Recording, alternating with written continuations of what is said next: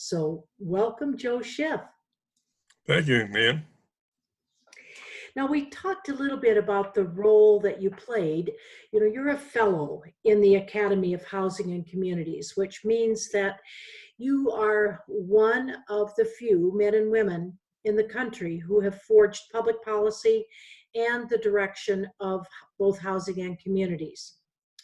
So, knowing the three roles that you played and the role you play now, I'd just like to know a little bit about what some of your thoughts are about the last 50 years or so of public policy.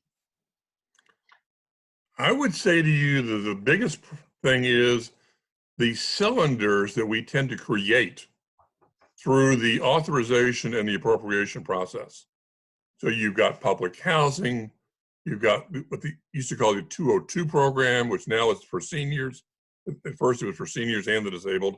The 811 for disabled people. They're all different of funding affordable housing. And one of the big problems that I see is that housing authorities have gotten blinders on, and they think just about the public housing program. And what they should realize is that's nothing more than a vehicle to get affordable housing for people in their particular community. And the interesting part about that is that public housing itself for any new construction has not been in place since the very early 80s. Correct. You had Reagan in, I don't know when it was, 80, 81, 82. Well, it wasn't 80 because he wasn't the president. 81 or 82 that really killed the program, just like Nixon had done in, I think it was 72, when he put a moratorium on public housing. I remember that moratorium. That was about 71 or 2 until about 76, wasn't it? Right. In 74 is when you had, at first it was called the certificate program. Now we call it the voucher program that came into being with the 1974 Appropriation Act. So the lessons we should have learned, in a sense, is that there is a lot of overlap in providing housing to low-income people, low, maybe moderate-income people. And if we get into silos, what's the result of that? You have people chasing dollars for specific programs, not necessarily for the overall purpose of affordable housing. And one of the problems that we have as a country is that we tend, at least in the housing arena, I can't speak for anybody else, is we tend to fight for dollars for our program and not overall. And we tend to think only of our programs.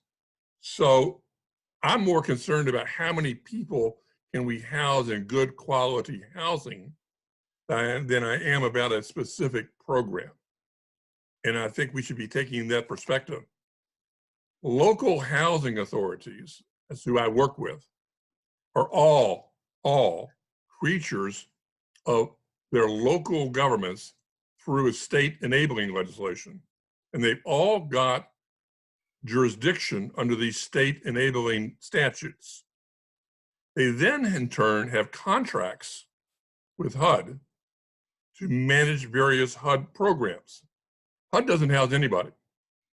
HUD basically funnels money, whether it be to public entities, whether it be to nonprofits, whether it be to for-profit developers, to house people who meet a certain criteria. And we get so hung up in the silos that we don't think about the broader perspective of how are we helping people. And I think too often the bureaucracy can get in our way. Yeah, I really agree with you. Going back, what were some of your firsts in the industry? You know, what seeds were you planting? What did you get involved with way back when? Well, I was the one that brought, when I came to Washington, housing authorities had two masters at HUD. The public housing program was managed by the Office of Public and Indian Housing, and the Section 8 program, the certificate or voucher program, as we now call it, was managed by the Office of Housing. And I was able to work with the Assistant Secretary for Housing / the FHA Commissioner to transfer the tenant-based program over to the Office of Public and Indian Housing. So housing authorities would have one master within HUD. It is incredible the differences within HUD among the different offices, and having the consistency of having one office, I think was very helpful to housing authorities. The other big thing that I did was, at the time I came in, there was no system in place to determine who was doing a good job and who was doing a poor job. And the way money was often distributed was based upon friendship. And so we put in place, we called it FEMAP at the very beginning, to rate and rank housing authorities to see what kind of job they were doing. And I think between the combination of bringing Section 8 over and a measurement tool being put in place, not a perfect one, by any stretch of imagination, were probably the two biggest accomplishments I had. I totally agree with you on both of those. And I think having a measurement is so important for housing authorities. I know we're looking at HUD is looking at the measurements again and saying, always looking and saying, should I put a more financial component into it? Are there any other changes that you would recommend at this point? To the overall assessment? To CMAP. Well, you got CMAP for the Section 8 program, and you got FAS for the public housing program. The first thing I do is combine them. To me, if a housing authority is program, they should have one rating for the housing authority. When I got involved in this, you had the capital fund program, which is a way of funding, addressing deferred maintenance. The capital fund program was a discretionary program. So originally the rating system rated you on the management of public housing and the management of your deferred maintenance if you had dollars, but not everyone got dollars. So they just ignored it if you didn't have any dollars. You could do the same thing with what they now call FAS and CMAP. If you've got both programs, you measure both. If you have one or the other, you just ignore the one that you don't have. And the reason it was not combined at the beginning is that when the first program came out, that was before the Section 8 program moved from the Office of Housing to the Office of Public and Indian Housing, and we had no jurisdiction over that program, or frankly, it would have been combined from the get-go. That is really interesting. So thinking about, let's just take CMAP, because that's one that has some very specific indicators. Are there any additional indicators or any that you would drop or you would add today if you were king? Frankly, I haven't thought about that. I get more involved in the FAS side of the equation, the public housing side of the equation, than I do the Section 8 side of the equation. The Section 8 program is difficult because you've got a dual measurement tool. How many units do you have on the street, and how many dollars are you expending? And I understand why some people are advocating to retain that, but I frankly think it's silly. Most housing authorities are authorized to issue a lot more vouchers than they can afford to issue. And you can't spend money you don't have. Most housing owners do not have a printing press in the basement where they can just run off, dollars. So you're limited by the appropriation the HUD gives you, and yet you're measured on both instruments, and I think that's really silly. So would you drop the baseline unit requirement? Yes, because you can't drop the appropriation. I mean, the dollars are necessary. One of the problems is housing owners want, they want to do their own thing, but One cannot serve the clientele that housing authorities serve without a subsidy. There's just not, the people don't have enough money to pay even the operating costs of the property in totality. So you need a subsidy. And the only place I know to get a subsidy is the federal government. I personally believe that FDR made a serious error in the 1937 when the program was founded, when it was 100% federally funded. I think there should have been some local money in the program, which then would have given the local government more of an interest in what's going on. And, you know, and a good example of that's the highway system. The highway system is 90% federally funded, excuse me, 10% state funded. If you could have done a 90-10 split or even a 95-5% split, it would have given the local governments more reason to be vested in the public housing.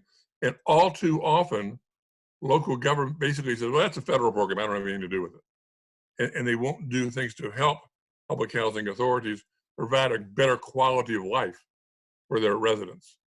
Okay, well, let me play devil's advocate a minute. Sure. Do you think if it was partially locally funded, that we would have had as many units, particularly in the family housing area, as we do today? Or do you think they would simply say, well, I'm just not going to come up with the money, so let's not do the program?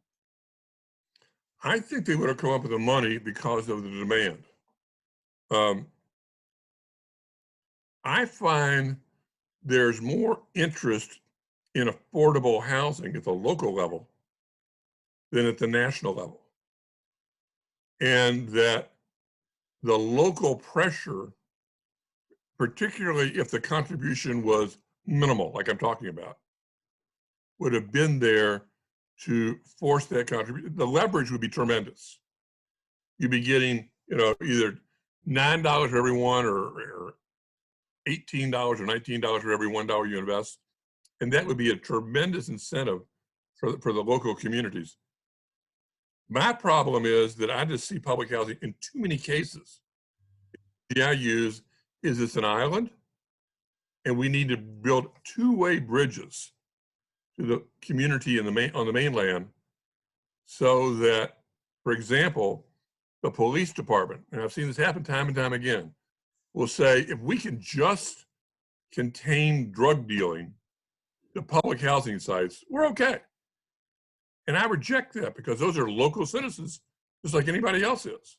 And they're entitled to a safe, decent place to live. So, you know, I don't know what you do.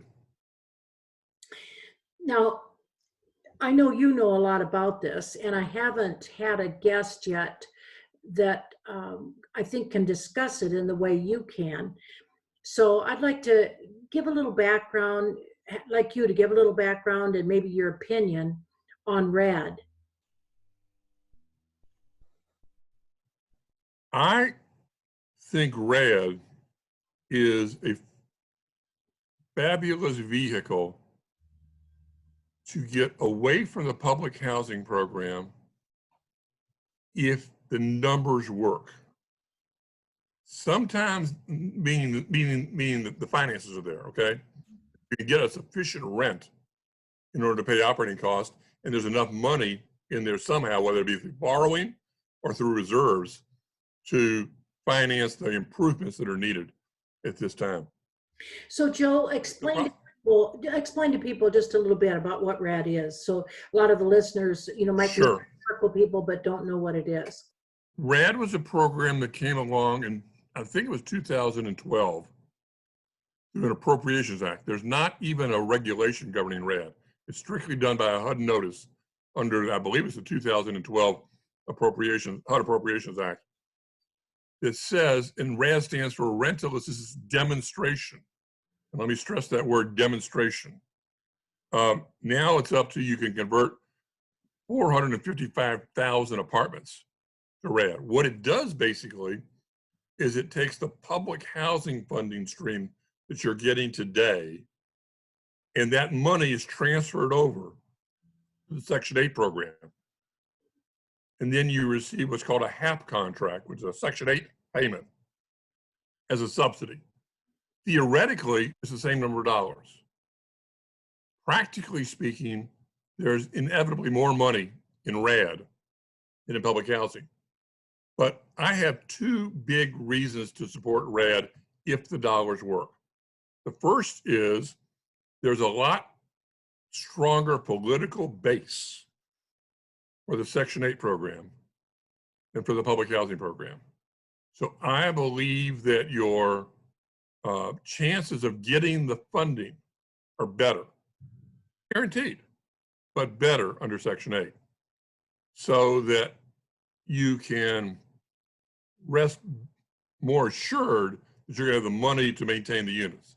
The second thing is, if you go, and I'm a big advocate of what they call project-based rental assistance versus project-based vouchers, which are two different approaches.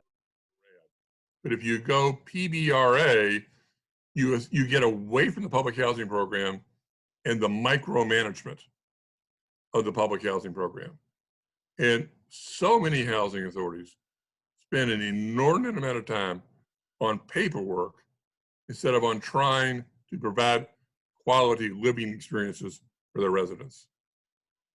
You know, I wonder if the reason that people tend to go toward the project-based vouchers versus the PBRA, which is that, you know how you talked about silos?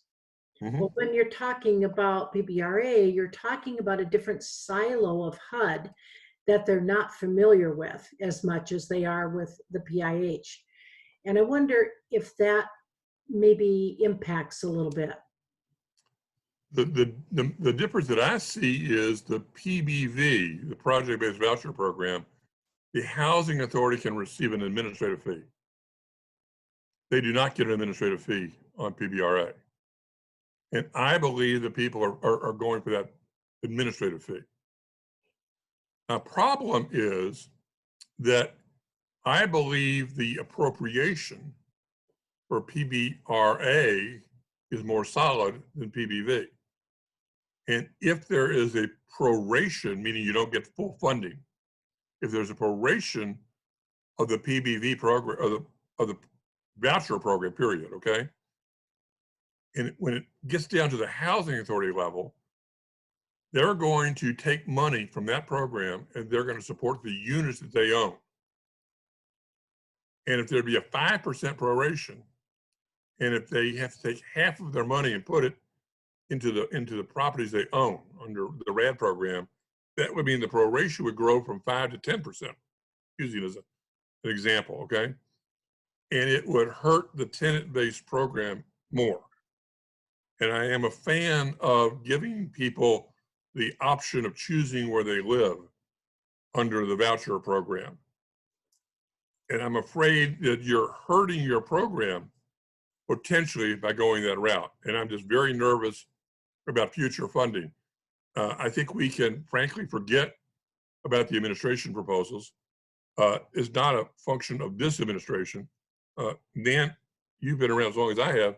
I don't remember any time when the president's proposal has been accepted by carte blanche. I mean, it's always changed by Congress.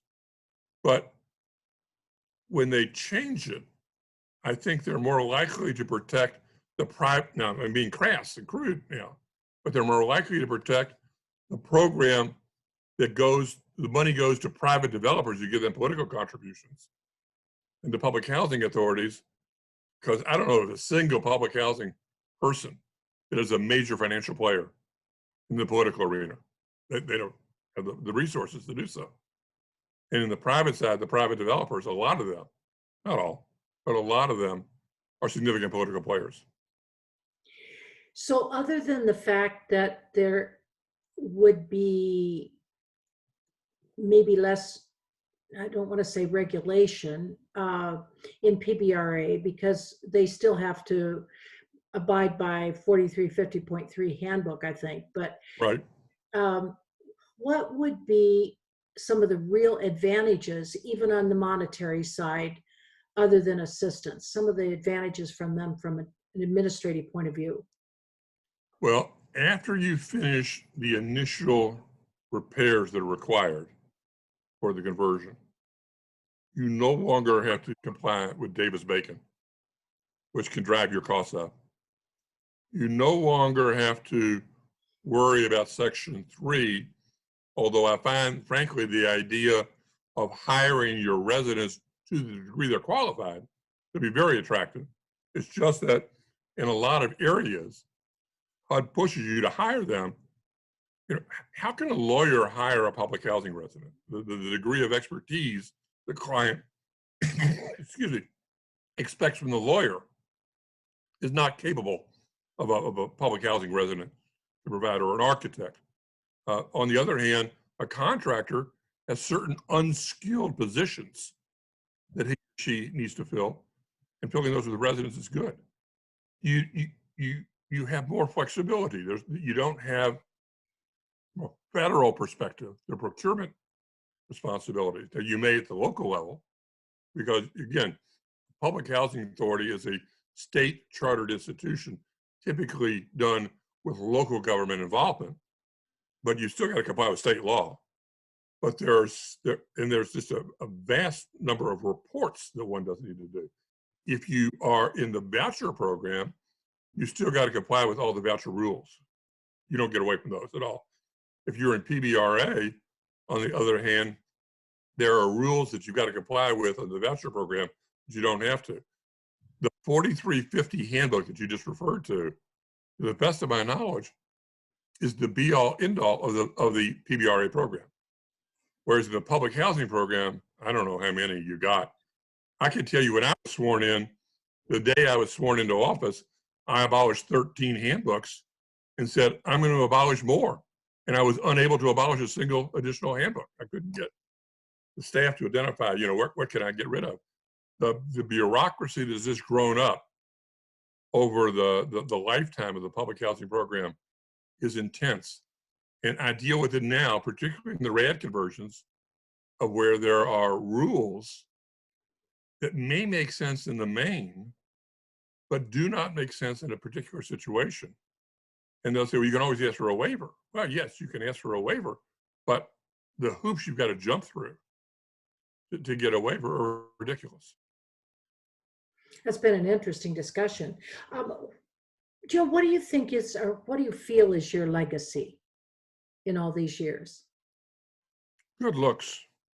Yeah, like me. I think it's a caring attitude, frankly. The housing authorities, by and large, are populated by people who are committed to helping others. If you're honest, you cannot go into this arena expecting to make a lot of money. You can make a reasonable living, but you're not going to get rich working for a public housing authority. And I believe you're doing the good Lord's work in trying to help people who do not have the internal resources to help themselves. Now, most of my colleagues do not agree with me, but I think that for able-bodied, non-elderly people, there should be a time limit of how long they live in public housing. And I believe the housing authorities should be partnering with service providers at the local level so that while that people live in their units, they can receive the assistance they need, whatever it may be, so that they can become self-sufficient. One of the things we've never measured, and I think it's because we've never had the nerve to measure it, is how many people voluntarily move out of either public housing or Section 8. Because frankly, they don't need it anymore. They become self-sufficient and they can rent or buy the place that they want to, you know, wherever it may be. Unfortunately, there's too few of those folks.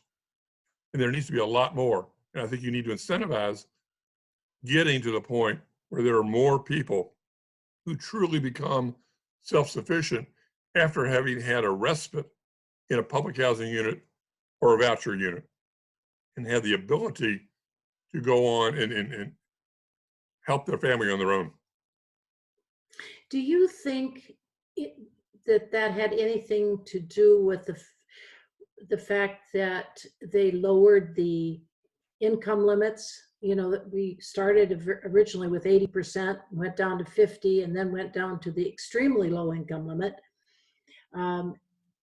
When you think about doing that, you know, you're balancing serving the people who need it most, i.e. people with lowest income. I'm not sure that's Right. true, but basically that's a theory, versus the 80%, which would allow the up and out easier.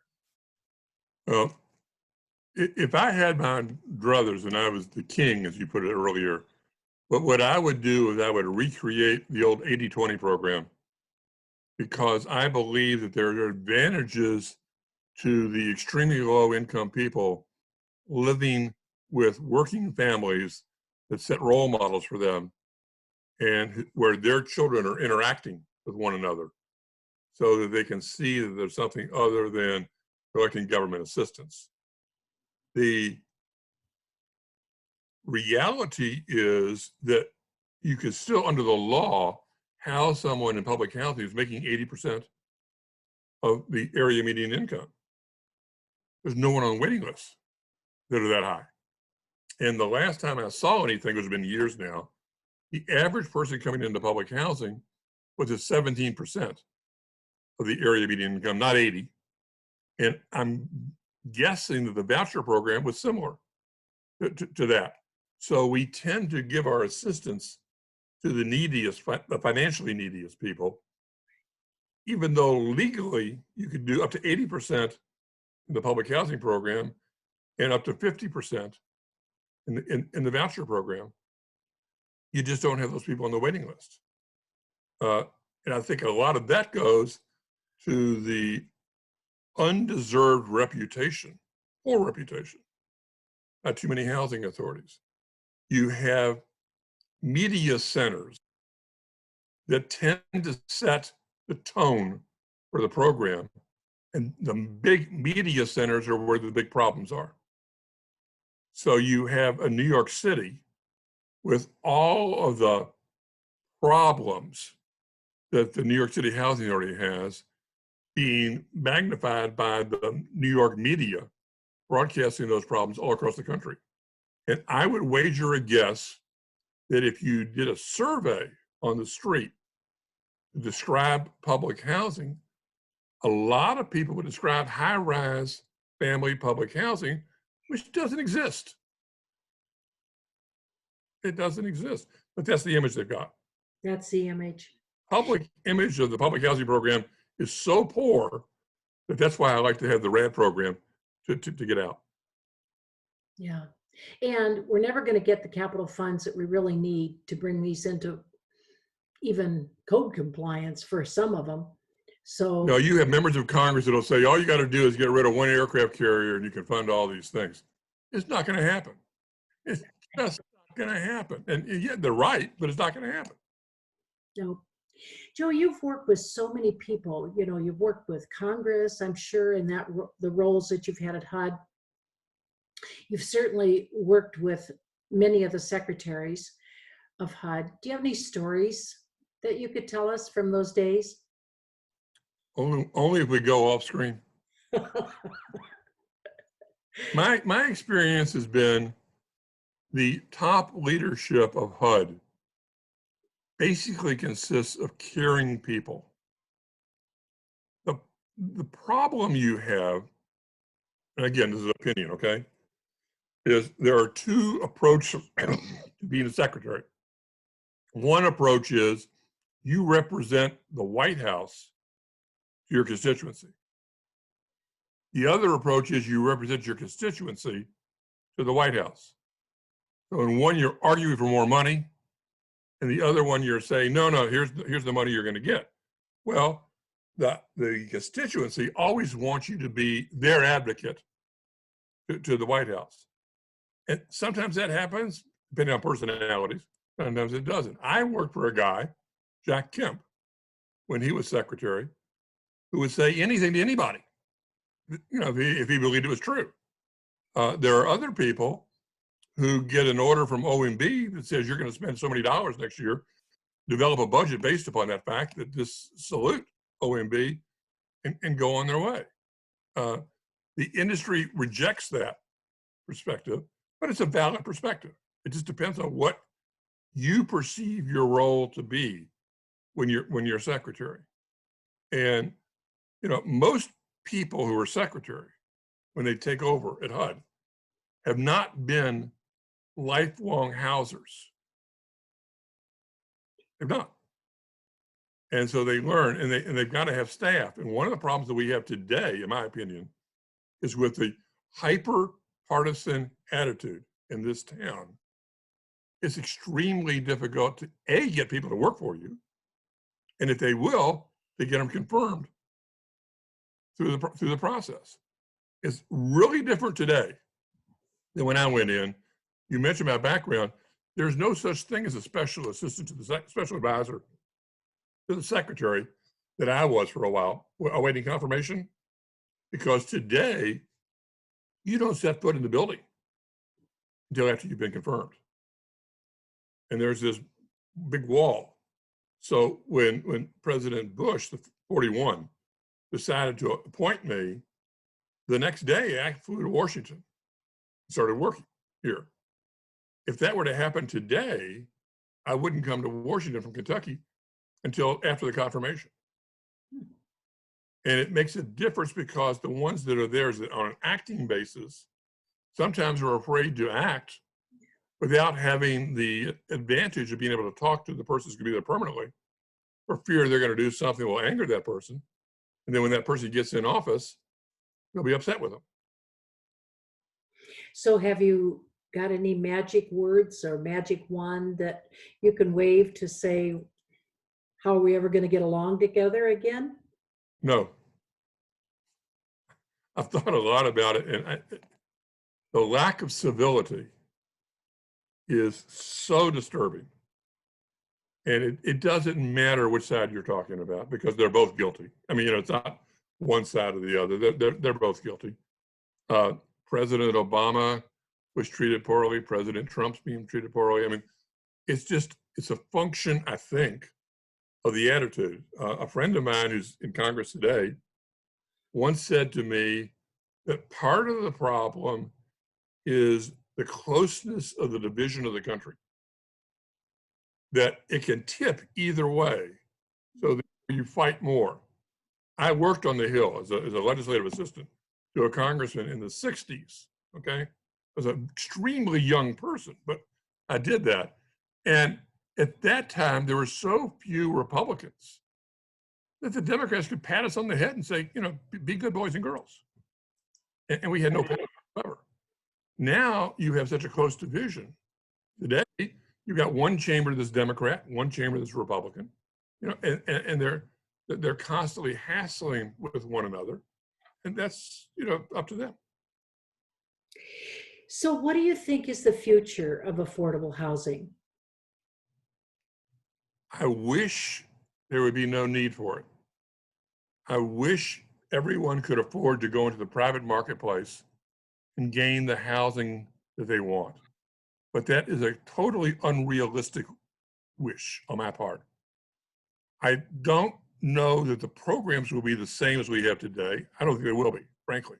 I think that the image of the public housing program is so poor, it has a limited lifetime left.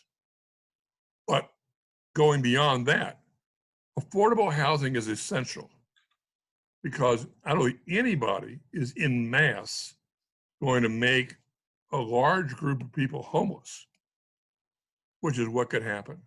And I don't see it in the cards. What will happen? I advised one housing authority was looking for a new executive director, and they wanted someone who was an expert in the tax credit program because they wanted new units. And that's where the money is today, for new units. And I said, I don't think I agree with you. They said, well, why not? And I said, you want someone who's got the creativity to go after wherever the resources are. It may be the tax credit program, or that could be abolished tomorrow. And what you're really wanting is people who have the innate ability to survey the scene determine what your needs are, and then address those needs in whatever means are available at that point in time. And not necessarily someone who's an expert in this program or that. You can hire experts in programs, but leadership needs to be more innate. And leadership needs to be more, how do we get from A to B? And that's what I think we need more of. We need leaders in the program. Frankly, we have too darn many housing authorities. They were probably needed in 1937, but transportation and communication has changed dramatically since 1937. And you've got nationwide programs, organizations that run housing nationwide and do a darn good job of it. We need to reduce, just like we do throughout the federal government, frankly, we need to reduce overhead and maximize actual delivery of services to people, because I don't see a significant increase in funding coming our way in the future. Joe, if there was a life lesson that you would pass along to younger people today, what would it be?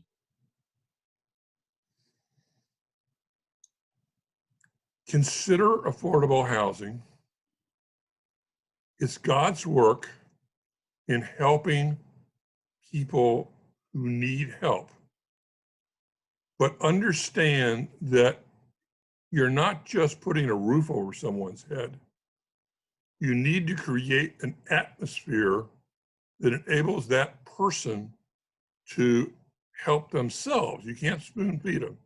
Help themselves so they can become more self-sufficient, and to work towards self-sufficiency for as many people as you can.